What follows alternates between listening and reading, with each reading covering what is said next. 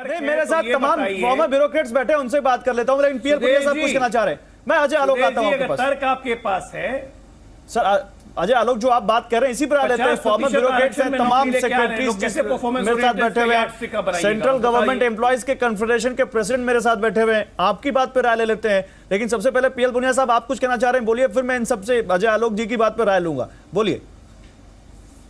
देखिए, अजय आलोक जी ने जो बातें कही हैं बहुत ही महत्वपूर्ण है, बहुत ही रिलेवेंट है।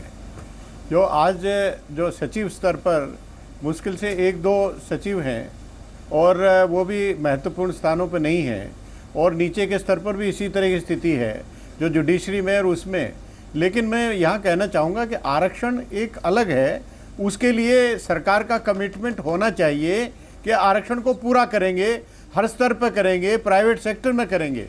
लेकिन जहाँ तक इस वर्तमान नियम का है, इसके एफिशिएंसी से उससे लिंक रिजर्वेशन को नहीं किया जा सकता, क्योंकि शेड्यूल कास्ट के भी जितने लोग हैं वो एफिशिएंट हैं। उन्होंने साबित किया है, जगह जगह पर साबित किया कि हम किसी से कम नहीं। लेकिन जो रिप्रेजेंटेशन कम है उसके लिए अलग से प्रयास होना चाहिए, वो बिल्कुल अलग लेकिन है। सर, लेकिन एक बात बताइए पीएल पुनिया साहब, पीएल पुनिया साहब, आप तो ब्यूरोक्रेट रहे हैं सर, ठीक है, आरक्षण हमारे देश की जरूरत है और आरक्षण के तहत केंद्रीय सेवाओं में भी लोग चुनकर आते हैं। एक और मुद्दा चल रहा है कि प्रमोशन में आरक्षण होना चाहिए, वो अब संसद को तय करना है होना चाहिए कि नहीं। मैं आ रहा हूं मल्होत्रा साहब, आपके पास ही आऊंगा। लेकिन सर, अगर कोई आरक्षण से आया है या गैर आरक्षण से आया है, क्या उसको परफॉर्म नहीं करना चाहिए? जिस चीज की वो नौकरी कर रहा है, क्या उसको उसके लिए काम नहीं करना चाहिए? और अगर उसी के काम पे इवैल्यूएशन हो रहा है तो इसको आरक्षण कैसे जोड़ें?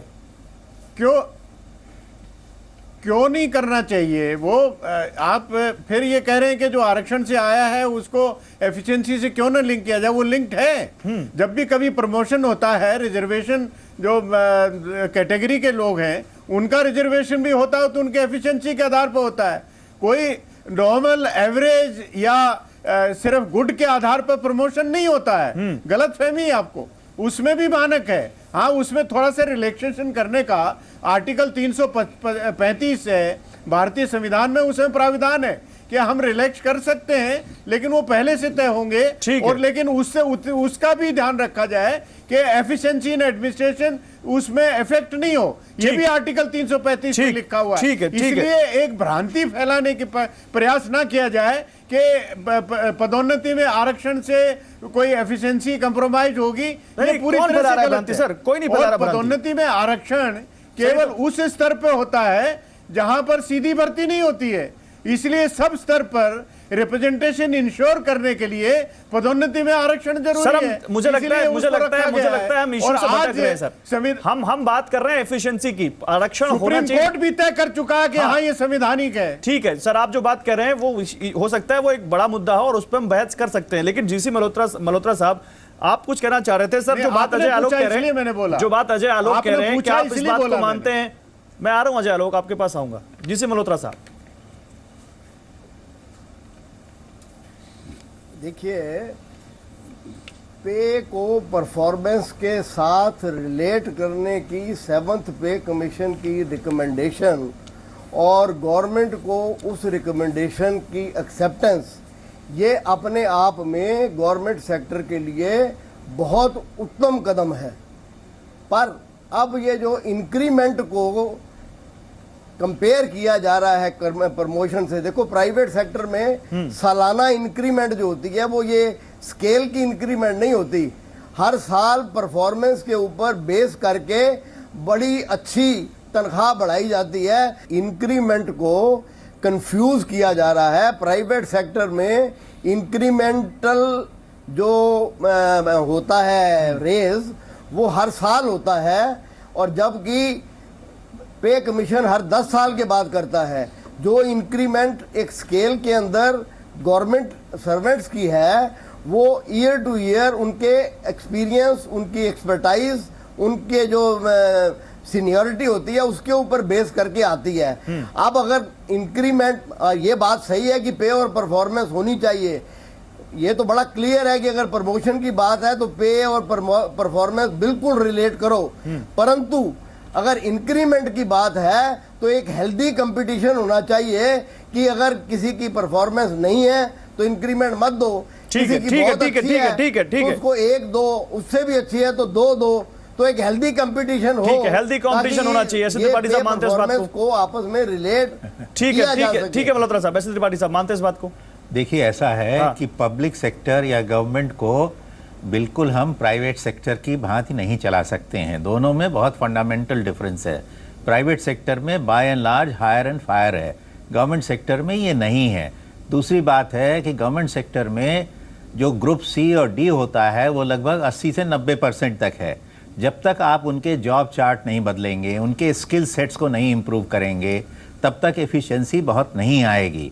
उनके जॉब चार्ट को बदलिए, उनकी एफिशिएंसी इम्प्रूव करिए, स्किल सेट्स को बदलिए, स्किल सेट्स को इम्प्रूव करिए, और तब जाके कुछ एफिशिएंसी आएगी।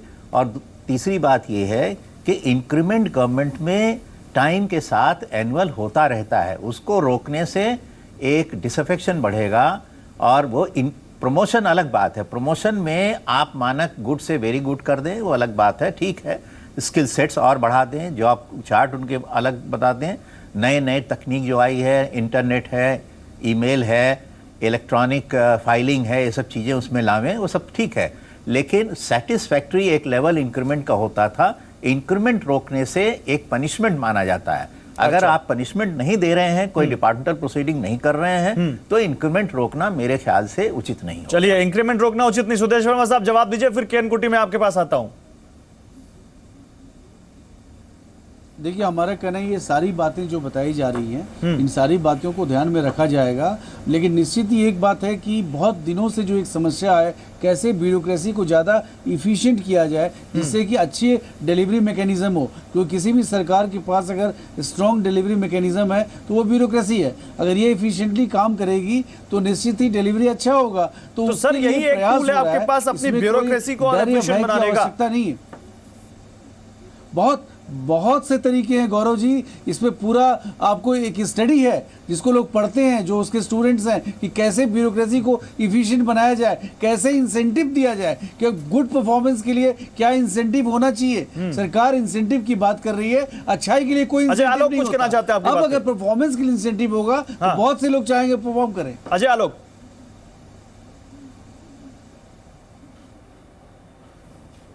ऐसा है कि जैसे अभी हमारे पैनल में से एक ने कहा कि सरकारी कर्मचारियों की 80 से 90% ग्रुप सी और ग्रुप डी से आती है, त्रिपाठी जी ने कहा, और अभी शर्मा जी कह रहे हैं कि हम ब्यूरोक्रेसी को एफिशिएंट बनाना चाहते हैं। तो एक काम करें, इसमें हमारा सुझाव रहेगा कि आप जो ये प्रपोजल लाए हैं इसको सिर्फ ग्रुप ए और ग्रुप बी के लिए लागू रखिए, ग्रुप सी और डी को इससे अलग कर दीजिए। क्योंकि जो आप लाए हैं प्रपोजल, ये डिमांड करता है कि एंटायर स्ट्रक्चर, एंटायर सिस्टम को कंप्लीटली आप चेंज करें, जो कि पॉसिबल नहीं है। बिकॉज सिंपल बात है कि मैं आरक्षण को इसलिए बीच में ला रहा हूं कि जब आप आरक्षित लोगों को 50% से ऊपर नौकरी दे रहे हैं, तो फिर कैसे आप उनका परफॉर्मेंस इवैल्यूएट करेंगे, फिर कैसे आप उनको इंक्रीमेंट करेंगे, कैसे रिवॉर्ड करेंगे। रिवॉर्ड देना अलग बात है। एक ग्रुप में अगर 10 आदमी काम कर रहे हैं एक पोस्ट पे, एक आदमी कोई अच्छा कर रहा है, आप उसको डबल ट्रिपल सैलरी दीजिए, दैट इज रिवॉर्ड। लेकिन हर साल का साल जो 10% इंक्रीमेंट होता है सरकारी का, उसको अगर आप रोकिएगा तो डिसएंचेंटमेंट बढ़ना स्वाभाविक है। फिर तो लोग आपको कहेंगे कि आप भेदभाव कर रहे हैं। कैसे लोग आरोप लगा रहे हैं? आप एक तरफ हम पार्लियामेंट में डिस्कशन कर रहे हैं कि प्रमोशन में आरक्षण की व्यवस्था हम करें, तो फिर आप प्रमोशन कैसे करोगे अगर ये पार्लियामेंट में पास कर दिया तो? एक तरफ आप बात करें इंक्रीमेंट और अकाउंटेबिलिटी की बात कर रहे हैं, फिर आप प्रमोशन में आरक्षण की बात कर रहे हैं, तो दोनों चीज तो कॉन्ट्राडिक्टरी है। अगर आप ये काम कर रहे हैं तो इसका साफ मतलब है कि पार्लियामेंट में जो बहस चलेगी प्रमोशन में आरक्षण, वो बेमानी है। तो ये आप खुल के कहिए कि हाँ, कहीं ना कहीं एक लॉन्ग टर्म प्रोसेस में अगले 20 साल और 30 सालों में हमारा विजन है कि हम आरक्षण समाप्त कर देंगे, तब बहुत अच्छी बात है। बाबा साहब ने तो 10 साल का प्रावधान दिया था, 60 साल से खींचना आरक्षण। आप चलिए पॉलिटिकल विल दिखाइए, बोलिए आरक्षण समाप्त कर देंगे।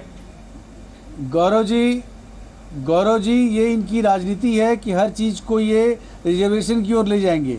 देखिए, रिजर्वेशन से जब चुनकर लोग आ जाते हैं, रिजर्वेशन प्रमोशन में है, उसमें कोई दिक्कत नहीं है। जवाब दे दीजिए ना, राजनीति कहां से आ गई? तो क्या आपने इफिशिएंटली काम किया या नहीं किया? बात यहाँ किसी कास्ट से रिजर्वेशन से मतलब नहीं है। इफिशियंसी हर जगह जरूरत है। इफिशियंसी किसी भी कैटेगरी से आप आए वहाँ जरूरत है। प्रमोशन में आरक्षण कैसे लागू होगा, मिलना चाहिए कि नहीं, ये इशू है। और अगर कोई अच्छा परफॉर्मर है तो फिर किसी भी कास्ट का हो, कैसे लागू होगा, ये समझा दीजिए जरा। तो उसको रिवार्ड मिलना चाहिए कि नहीं मिलना चाहिए, इशू ये है। ये मुद्दा है, इसको भटकाने की अरे कोशिश शर्मा न जी, करें। प्रमोशन में हर आरक्षण बार कैसे लागू रिजर्वेशन होगा? की ओर न ले जाएं। रिवॉर्ड दीजिए ना, रिवॉर्ड देने के लिए मैं कहां मना कर रहा हूं आपको? ग्रुप ए ग्रुप बी में कहिए, ग्रुप सी ग्रुप डी को अलग ये भी रखिए, विचारार्थ है, ये भी विचार किया जाएगा इस पर। ग्रुप सी ग्रुप डी को अलग रखिए, ग्रुप ए और बी में लागू कीजिए, ब्यूरोक्रेसी एफिशिएंट कीजिए। ठीक है ठीक है ठीक है ठीक है ये ना आजाद विचार करेंगे, ये बात तो मैं कह रहा हूं आपको। ठीक है, चलिए इसमें आप राजनीति को कहां से आपके घुसा रहे आपके सुझाव पर विचार करने की बात कर रहे हैं, अच्छी बात है, इसका तो स्वागत किया जाना चाहिए अजय आलोक कि आपकी बात को कम से कम मान तो रहे हैं कि इस पर विचार करेंगे। लेकिन केएन कुट्टी में आपके पास आऊंगा, एक्सपर्ट्स बैठे हुए हैं, केएन कुट्टी में आपके पास आऊंगा, ब्यूरोक्रेसी पर एक्सपर्ट्स बैठे हुए हैं, इस पर पूरा पोथी पर पोथी इस पर लिखा जा चुका अच्छा है। ठीक है सुदेश वर्मा साहब आ रहा हूं, सुदेश वर्मा साहब, ये तो पॉलिटिकल आप बात कर रहे हैं कि ये पॉलिटिसाइज कर रहे हैं। मेरे साथ तो सेंट्रल गवर्नमेंट एम्प्लॉइज के जो कन्फेडरेशन के प्रेसिडेंट है उनसे हम बात कर लेते हैं, वो तो कोई पॉलिटिक्स नहीं कर रहे होंगे, ये तो मानते होंगे आप। मिस्टर केएन कुट्टी, आप कह रहे हैं कि ये वर्केबल नहीं है, आप कह रहे हैं कि ये नहीं काम कर पाएगा, तो क्या आपकी कन्फेडरेशन इसको लेकर सरकार के पास कोई विरोध जताएगी या कोई विरोध करेगी इसका, इस नए नियम का? हम जरूर विरोध करेंगे। इसके पहले मैं विरोध करने के पहले मैं आपसे यही बोलना चाहता हूँ, ये परफॉर्मेंस रिलेटेड पे का मामला पहले 6th पे कमीशन में हुई थी और अभी हम 10 साल उसका परफॉर्मेंस रिलेटेड पे इम्प्लीमेंट नहीं कर पाया। अभी हम परफॉर्मेंस रिलेटेड डिसइंसेंटिव के बात करता है और वो भी इम्प्लीमेंट नहीं करेगा, ये एक डिसइंसेंटिव के रूप में काम करेगा, पूरा परफॉर्मेंस गवर्नमेंट की फट हो जाएगा। इसके लेकर आपको कोई कदम नहीं उठाना चाहिए था। सरकार ने इसको डिसीजन लेने के टाइम पर इसके विचार करना चाहिए था। इसके ऊपर कोई विचार नहीं किया, कोई डिस्कशन नहीं हुआ, कोई चर्चा हमारे साथ तो नहीं हुई थी। तब हम बता सकता है हमारे सरकार के अंदर काम करने में कोई ऑब्जेक्टिवली असेस करने का कोई तरीका अभी तक नहीं है। पहले उसको बनाना चाहिए। हम परफॉर्मेंस के अगेंस्ट में नहीं है, परफॉर्मेंस होना चाहिए, बट इंक्रीमेंट कोई परफॉर्मेंस के रिलेटेड नहीं है। इंक्रीमेंट एक आदमी 1 साल पूरा कंप्लीट करने का रिवार्ड है और वो आदमी 1 साल कंप्लीट करता है और उसको अपनी एक्सपीरियंस होता है, अपनी सर्विसेज होता है, अपनी स्टडीज होता है, तो इसलिए उसको इंक्रीमेंट देता नहीं, लेकिन केएन कुट्टी साहब क्यों उसको हटाया? उसको हटाने के बाद यही थे, केएन कुट्टी साहब, अगर एक ऑफिस में 10 लोग काम करते हैं तो जरूरी नहीं है 10 लोग एक तरह का काम करते हो। केएन कुट्टी साहब, अगर एक ऑफिस में 10 लोग काम करते हैं, हमारे ऑफिस में भी 10 लोग काम करते हैं, तो हर आदमी की अपनी एफिशिएंसी और अपना लेवल होता है। सबको बराबर कैसे देता है? प्रमोशन कैसे वैल्यूएट किया जाएगा सर? परफॉर्मेंस इवैल्यूएट करने का और उसका रिवार्ड करने का एक तरीका होता है उसका प्रमोशन। प्रमोशन तो उसी तरीके होता है जब अच्छी परफॉर्म करता है उसी को जल्दी प्रमोशन देता रहता है। वो अभी भी हमारा कितना व्हाटएवर में भी उसका डिफिशियंसी है, वो अभी भी हमारा सर्विसेज में कायम है। तो उसको हटाकर अभी हम ये बोल रहा है हम परफॉर्मेंस प्रमोशन नहीं देगा। हमने एक एश्योर्ड कैरियर प्रोग्रेशन की स्कीम लागू किया था। वो एश्योर्ड प्रोग्रेशन स्कीम का लागू करने का काम यही था, हर आदमी को 5 साल और 10 साल के बाद एक प्रमोशन की नेचुरली उसका एक इच्छा होता है, बिकॉज उसका विश होता है। उसको पूरी करने के लिए हमारे पास कोई ये नहीं था, वैकेंसी नहीं था और बहुत सारी की चीज़ के ऊपर उसको प्रमोशन नहीं देते थे, इसलिए MACP और ACP लागू किया था। अभी बोलता है वो भी साधारण प्रमोशन की तरफ होना चाहिए। तो नॉर्मल प्रमोशन और MACP का कोई डिफरेंस था, वो डिस्टिंक्शन भी ये पे कमीशन में खत्म कर लिया। अभी MACP मिलने के लिए आपको परफॉर्मेंस की असेसमेंट होना चाहिए। परफॉर्मेंस आप असेस करो, बट कौन सा ऑब्जेक्टिविटी के ऊपर वो असेस करता है, उसके लिए कुछ नियम तो होना चाहिए, कुछ रूल्स होना चाहिए, कुछ कंडीशंस होना चाहिए, वो कुछ भी नहीं है। वो सब्जेक्टिव कंडीशन है। अपनी बॉस बोलता है ये बहुत अच्छा परफॉर्मर है, उसको प्रमोशन देता रहता है और उसी को किसी कारण से उसका ठीक है। ये बड़ा क्वेश्चन है, ये बड़ा क्वेश्चन है और पीएल पुनिया ने भी ये सवाल उठाया था। सुदेश वर्मा, बात होता है तो सुदेश वर्मा, ये सवाल तो पीएल पुनिया साहब ने भी उठाया था कि आपके पास कोई मैकेनिज्म है या सब्जेक्टिव करेंगे, और सब्जेक्टिव करेंगे तो उसमें लोगों के साथ इनजस्टिस होगा। अगर किसी अपने बॉस का खास होगा तो हो सकता है उसके पास ज्यादा इंक्रीमेंट के चांसेस आए, बजाय उसके पास जो काम कर रहा है लेकिन बॉस का खास नहीं है। देखिए, जब MSCP आया था जिसकी बात कर रहे थे, modified assure career progression scheme जब आया था, वो इसलिए आया था कि जिन लोगों को प्रमोशन नहीं मिलता है उनको पे अपग्रेडेशन मिल जाए इरिस्पेक्टिव ऑफ परफॉर्मेंस। अभी जो बात हो रही है, देखिए, ये सोचना कि चूंकि ये क्वांटिफाइबल नहीं है गवर्नमेंट जॉब, तो वहां आप मेजरमेंट ऑब्जेक्टिव नहीं कर सकते, ऐसा कहना सही नहीं होगा। बहुत साइंटिफिक क्राइटेरिया इवॉल्व हो चुके हैं कि आपके परफॉर्मेंस को कैसे जज किया जाए। आप जर्नलिस्ट हैं, आपको पता है कि आपके ऑर्गेनाइजेशन में भी कुछ क्वांटिफाइबल एरियाज होते हैं जिससे आप जज कर सकते हैं कि सब लोग एक ही काम कर रहे हैं। हमारी तो कि कौन परफॉर्मेंस अच्छा पे कर रहा हमारा है। तो ये इंक्रीमेंट होता है, आपको हमारे थोड़ा और सा आप पब्लिक ट्रस्ट को करना प्राइवेट सेक्टर पड़ेगा। को क्यों जोड़ रहे हैं? ये सवाल यहाँ पे एक्सपर्ट्स उठा रहे हैं। नहीं, इसलिए कि सरकारी नौकरी मिल गई तो इसका मतलब ये नहीं है कि परमानेंट मिल गई, आप काम करो या ना करो, आप कोई आपको कुछ नहीं बोल सकता। कम से कम डिसइंसेंटिव तो हो सकता है ना। आपकी नौकरी कोई नहीं ले सकता जो प्राइवेट सेक्टर में हो सकता है, लेकिन इंसेंटिव डिसइंसेंटिव तो हो सकता है जिससे कि जो परफॉर्म करते हैं वो बोल सके कि मैं क्यों परफॉर्म कर रहा हूँ, उनको तो इंसेंटिव मिले, पीएल बुनिया मानते हैं इस बात को? सरकार अच्छी तरह से चल सके। पीएल बुनिया, आप इस बात को मानते हैं?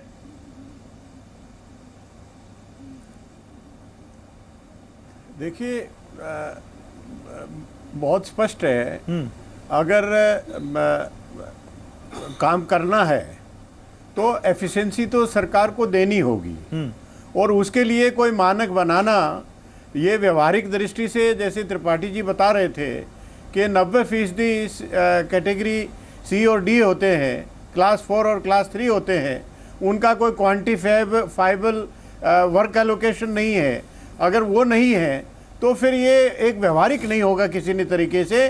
जो वर्मा जी बीजेपी की तरफ से कहा गया कि इसमें विचार कर लें कि क्लास 3 क्लास 4 को एक्सक्लूड करके भी किया जा सकता है। मेरा तो ये सुझाव है कि जो भी प्लान हो आपका, उसको इम्प्लीमेंट करना शुरू करें, और पहले उसको मॉनेटरी जो बेनिफिट देने ना देने उससे लिंक ना रखें, लेकिन एक ड्राई रन करके उसको कार्यक्रम को, उस प्रोग्राम को लागू करें ताकि उनको आदत भी पड़े, और ज़रूरी भी है। मैं समझता हूँ कि प्राइवेट सेक्टर और गवर्नमेंट सेक्टर की तुलना करने में इतना आवश्यक होना चाहिए, वहाँ भी परफॉर्मेंस चाहिए, यहाँ भी परफॉर्मेंस देना होगा, क्योंकि यहाँ बहुत ज़रूरी है, सबसे ज़्यादा ज़रूरी है। पब्लिक का कॉन्टैक्ट सरकारी नौकरी से होता है, सरकारी कर्मचारियों से होता है, और वो इनएफिशिएंट रहे, और एफिशिएंस होना भी नहीं चाहते।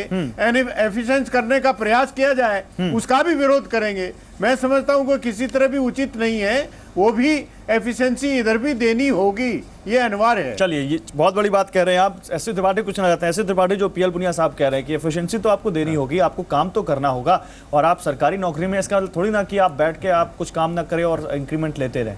देखिए, ऐसा है कि जो कठिन काम है उसको तो सरकार कर नहीं रही है, और ये छोटे मोटे इधर उधर की जो चीज़ें लगा रही है, ये जो कि व्यावहारिक दृष्टि से लागू होना इनका बड़ा कठिन है। जैसा मैंने कहा कि इंक्रीमेंट रोकना मेरे विचार से व्यावहारिक दृष्टि से बहुत कठिन है, और ख़ास तौर से ग्रुप सी और डी के लिए जो कठिन कार्य है वो ये है कि सरकार की रिस्ट्रक्चरिंग होनी चाहिए। सरकार की रिस्ट्रक्चरिंग में सबसे ऊपर से शुरू होनी चाहिए।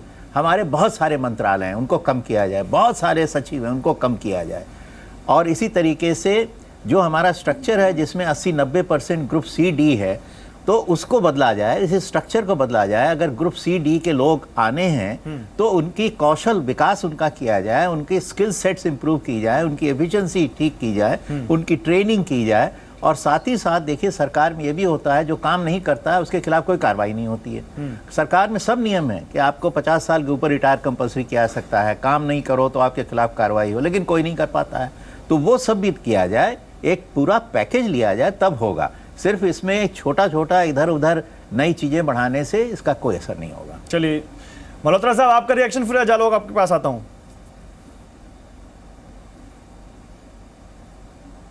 मैं ये सोचता हूँ कि जब तक ये पैरामीटर्स, पॉजिटिव पैरामीटर्स तय नहीं हो पाते, ये जो डिसीजन है अपने आप में कि ऐसा किया जाएगा, जैसे कहते हैं ना, भय बिन होए ना प्रीत, यही अपने आप में बहुत इफेक्टिव हो जाएगा। और अगर हेल्दी पैरामीटर्स ले लिए जाएं, मानक ऐसे बना दिए जाएं कि जिनमें आपस में कंपटीशन करके प्रोत्साहन दिया जाए बजाय पनिश करने के, तो वो पे परफॉर्मेंस रिलेटेड होगा, प्रोडक्टिविटी बढ़ेगी, टैक्स पेयर के ऊपर उसका कम असर होगा, और वो अच्छा होगा। ये डिसीजन अपने आप में ही काफी अच्छा है, चाहे इम्प्लीमेंट अभी इमीडिएटली हो या ना हो, देर से हो, ठीक। पर इसका असर मुझे लगता है कि जरूर होगा। ठीक, इसका असर आपको लगता है होगा। अजय आलोक, अगर असर होता है, अगर अकाउंटेबिलिटी बढ़ जाती है या काम की रफ्तार बढ़ जाती है सरकारी बाबुओं की, तो इसमें बुराई क्या है? और आपको लगता है कि आज ज़रूरत है इस देश में, अगर ग्रोथ करनी है, अगर हमें आगे बढ़ना है, तो सबसे पहले जो हमारी सरकारी मशीनरी है, ब्यूरोक्रेसी है, या ऊपर से लेकर नीचे तक जितने भी सरकारी अधिकारी और कर्मचारी हैं, उनकी अकाउंटेबिलिटी बढ़ाई जाए। और इस सरकार ने पहले भी काफ़ी कुछ किया है, चाहे उनकी अटेंडेंस को लेकर, चाहे उनके कामकाज के इवैल्यूएशन को लेकर। आपको लगता है ये सरकार गंभीर दिखती है सरकारी कामकाज की रफ्तार बढ़ाने को लेकर?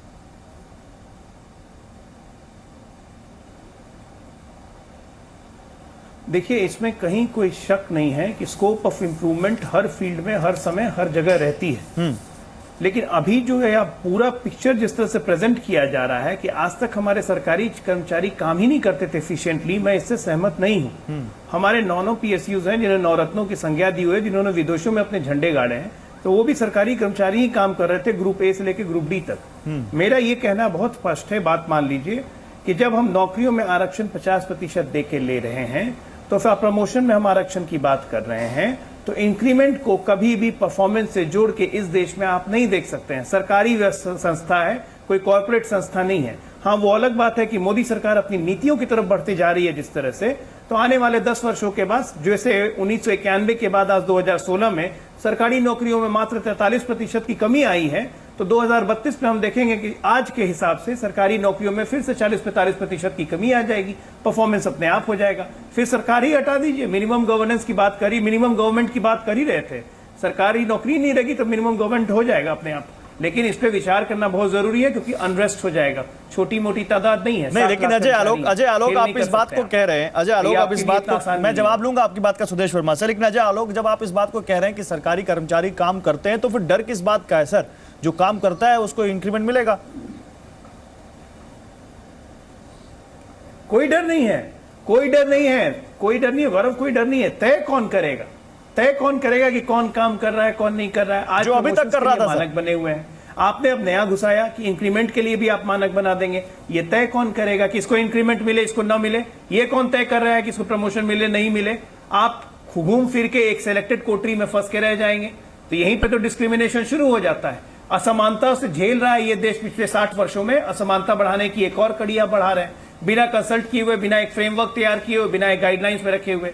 आज हम सुझाव दे रहे हैं, आप लागू करने के लिए पास संसद में लाएंगे। सुदेश वर्मा हंस रहे हैं आपकी बात पे, लागू करेंगे तो वो हमारे सुझाव कुछ पर अमल रिस्पॉन्ड करना चाहते हैं आपकी बात पे, मॉडिफाइड ठीक कीजिए, जैसे जीएसटी में कंसेंसस हुआ है, हम भी कंसेंसस बनाने को तैयार हैं। वो रिस्पॉन्ड करना चाहते हैं आपके। सुदेश वर्मा रिस्पॉन्ड कीजिए।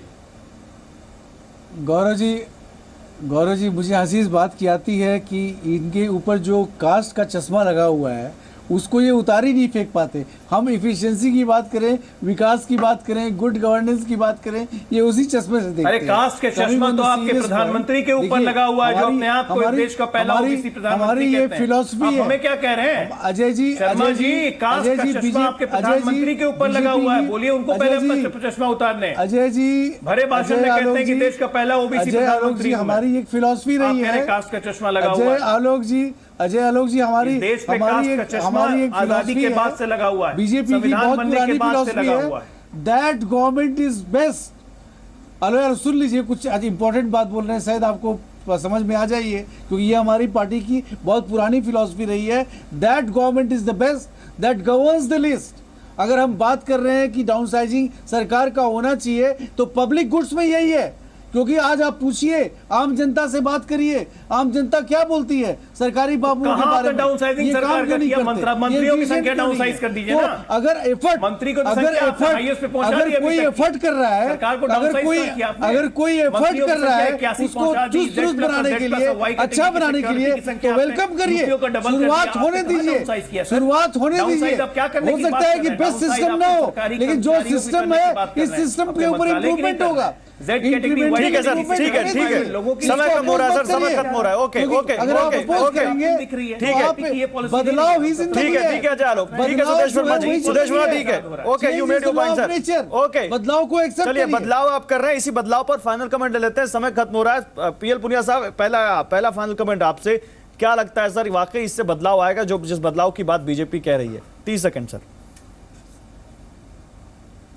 देखिए, बदलाव तो आएगा, जरूर आएगा, जब मानक तय होगी, अकाउंटेबिलिटी होगी, और जैसे सुशील त्रिपाठी जी ने कहा कि जो मेजर दूसरे डिसीजन हैं उसके साथ साथ वो भी लें, तो एक कंपोजिट एक मेजर्स लिए जाएंगे तो जरूर गवर्नमेंट सेक्टर में भी सुधार होगा, जैसे हम उम्मीद करते हैं कि प्राइवेट सेक्टर की तरह से। चलिए, बहुत अच्छी बात है। कांग्रेस पहली बार तो सरकार की तारीफ कर रही है किसी काम को लेकर। एस त्रिपाठी साहब, आपका फाइनल कमेंट। मेरे विचार से एक टोटल पैकेज गवर्नमेंट के रिस्ट्रक्चरिंग का होना चाहिए। पे कमीशन पूरे गवर्नमेंट की रिस्ट्रक्चरिंग नहीं देखता है, वो केवल पे स्केल्स और उसे एफिशिएंसी लिंक पैरामीटर पर ही विचार करता है। एक टोटल पैकेज होना चाहिए, और इसमें अभी जो रिकमेंडेशन है इसमें इंक्रीमेंट को डिफिकल्ट नहीं बनाना चाहिए, क्योंकि गवर्नमेंट सर्वेंट एक माहौल में रहता है, उसका हमें सेंसिटिविटी होनी चाहिए। प्रमोशन के लिए जरूर हमें स्ट्रिक्ट पैरामीटर्स लगाने चाहिए, और परफॉर्मेंस लिंक प्रमोशन और परफॉर्मेंस लिंक और फर्दर इंसेंटिव्स होने चाहिए। जीसी मल्होत्रा साहब, आपको भी यही लगता है? 30 सेकंड में सर। बिल्कुल लगता है मुझे कि ये साइकोलॉजिकली जो एफिशिएंट आदमी हैं वो ज़्यादा काम कर पाएंगे, और जो इनएफिशिएंट हैं उनको थोड़ा डर लगेगा। इससे अपने आप में ही बहुत अच्छा असर पड़ेगा। चलिए, तो आप तो इसको पॉजिटिव मान रहे हैं। के.एन. कुटी साहब। जी सर, मैं आपको सिर्फ दो बात बोलना चाहता हूँ। एक तो है, अभी पे कमीशंस की रिपोर्ट के अंदर आप देखोगे, आपको मालूम होगा पूरा गवर्नमेंट ऑफ इंडिया के अंदर 40% वैकेंसी अभी पड़ा है। मतलब 100 आदमी चाहिए, आपके पास 50 और 60 आदमी काम कर रहा है। इससे गवर्नमेंट की परफॉर्मेंस डाउन हो जाता है। दूसरी बात मैं आपको करना चाहता हूँ, अभी पे कमीशंस की पे रिविजन्स के लेकर अब सब लोग बात करता है। सिर्फ टेक होम सैलरी में 550 रुपए का वृद्धि हुई, और ग्रोस सैलरी में 2250 रुपए का वृद्धि हुई थी इस पे कमीशन की रिपोर्ट के अनुसार। और तमाम पेपर में, तमाम मीडिया में ये बोलता है 7000 रुपए 18000 रुपए बन चुका है। इस तरीके से हम कोई इंसेंटिवाइज नहीं कर पाएगा एम्प्लॉय। चलिए, ठीक है सर, अपनी ठीक है, जरूरत होता है, और यानी आपके हिसाब से ये नियम सही नहीं है। ठीक है, करना पड़ेगा। थैंक यू सर, आप सभी लोगों का बहुत शुक्रिया। ओके सर, समय खत्म हो चुका है। बहुत शुक्रिया सर आपका, आप सभी लोगों का बहुत शुक्रिया। नो परफॉर्मेंस नो प्रमोशन होना चाहिए, लेकिन नो परफॉर्मेंस नो प्रमोशन नहीं होकर नो परफॉर्मेंस नो इंक्रीमेंट कर दिया गया, जिसका विरोध हो रहा है और सरकार इसको सही ठहरा रही है। एक जनरल टेंडेंसी होती है लोगों में कि सरकार दफ्तरों में जल्दी कामकाज नहीं होता। अगर सरकार इस टेंडेंसी को बदल पाएगी और वाकई इस कदम से सरकारी दफ्तरों में कामकाज तेज होने लग जाएगा, तो वाकई ये नियम अच्छा है। लेकिन अगर वो टेंडेंसी नहीं बदलती और कामकाज नहीं होता है, तो शायद सरकार को दोबारा सोचना भी पड़ सकता है।